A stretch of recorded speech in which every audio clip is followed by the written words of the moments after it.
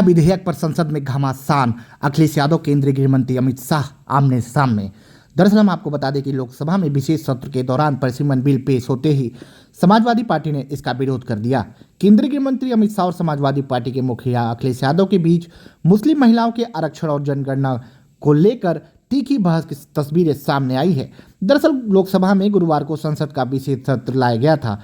इसी दौरान 3 बिलों पर चर्चा के लिए ये सत्र बुलाया गया, जिसमें लोकसभा में जैसे ही ये बिल पेश हुए तुरंत ही सदन में हंगामा मच गया। इसी दौरान केंद्रीय गृह मंत्री अमित शाह जब बोलने को खड़े हुए तो सपा ने इस बिल का विरोध कर दिया।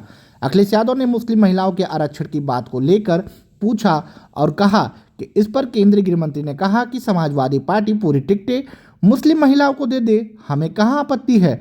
लोकसभा में परिसीमन बिल पेश होते ही हंगामा शुरू हो गया। सपा सांसद धर्मेंद्र यादव ने इस बिल का विरोध करते हुए कहा कि देश में संविधान से हम संसद को पावर इस बात की दी गई है कि संविधान की रक्षा करे, सुरक्षा करे, लेकिन सभापति जी आज ऐसे बिल लाए गए हैं जो हमारे संविधान को ही तोड़ मरोड़ कर रहे हैं और इसका हम समाजवादी पार्टी के लोग विरोध करते हैं। सभापति जी, इस तरह से डिलिमिनेशन की जनगणना से पृथक किया जा रहा है और ये मैं समझता हूं कि संविधान की भावनाओं को पूरी तरह से विरोध में है। समाजवादी पार्टी से बड़ा महिलाओं का हितैषी इस देश की कोई पार्टी नहीं है। आज भी हमसे ज़्यादा सदस्य हमारे पास है। इसीलिए सभापति जी, आपके माध्यम से सरकार से अनुरोध है कि इस बिल को संविधान संशोधन बिल के परिसीमन बिल को केंद्र सरकार आज संशोधन बिल से वापस लिया जाए।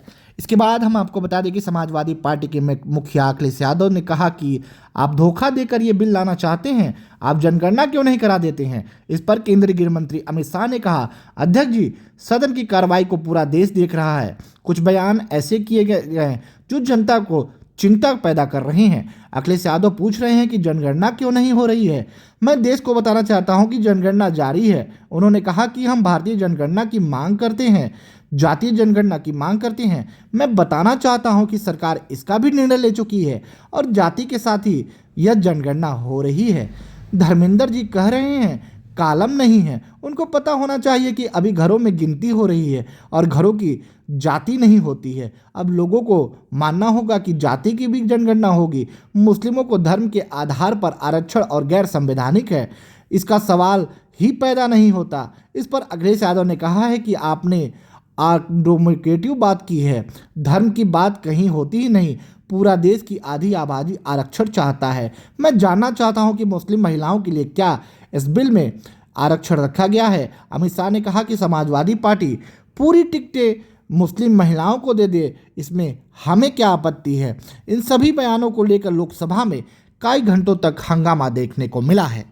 इन 3 बिलों की बात की जाए तो संविधान का 131वां संशोधन विधेयक 2026 आज लोकसभा में पास हुआ है, जिसमें यह कहा गया है कि लोकसभा की सीटें 850 करने का प्रस्ताव है। राज्यों से 815 और केंद्र शासित प्रदेशों से 35 सीटें हो सकती हैं। वहीं दूसरा बिल परिसीमन संशोधन विधेयक 2026 है।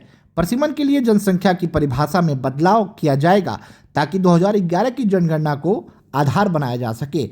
तीसरा अधिनियम केंद्र शासित प्रदेशों के कानून संशोधन विधेयक 2026 रहा है। यह विधेयक पुडुचेरी, दिल्ली और जम्मू कश्मीर के कानून में संशोधन करता है ताकि परिसीमन और महिला आरक्षण के बिल लागू हो सके। इन तीनों संशोधनों बिल को लेकर लोकसभा में घंटों तक हंगामा देखने को मिला है। हम आपको बताते चले कि इसको लेकर अखिलेश यादव ने कहा है कि पीडीएम में एक ही आधी आबादी है। अखिलेश यादव ने कहा है कि बीजेपी ने नारी को अपने संगठन में नहीं रखा है, जिसे पर्यटन संगठन आप निकले हैं। इसे कितनी नारी है आप बताइए। हम जेंडर इक्वलिटी के 131वें स्थान पर खड़े हैं। एसआईआर की सच्चाई में एनआरसी का रूप था। अखिलेश यादव ने कहा है कि जिसके जरिए वोट मांगने का काम हुआ। पीडीएम में ए आधी आबादी है, जिसमें महिलाएं भी आती हैं। फॉर्म 7 से वोट काटने की साजिश हुई है। सपा इसका विरोध करती है। एसआईआर के बहाने वोट काटने को लेकर समाजवादी पार्टी के मुखिया अखिलेश यादव ने भाजपा पर हमला बोला है। वहीं दूसरी तरफ इस पर बयान देते हुए केंद्रीय गृह मंत्री अमित शाह ने कहा है कि समाजवादी पार्टी सिर्फ मुद्दे की राजनीति से भटक चुकी है। फिलहाल इस बिल पर अब लोकसभा में पास होने के बाद आगे की कार्रवाई की जा रही है।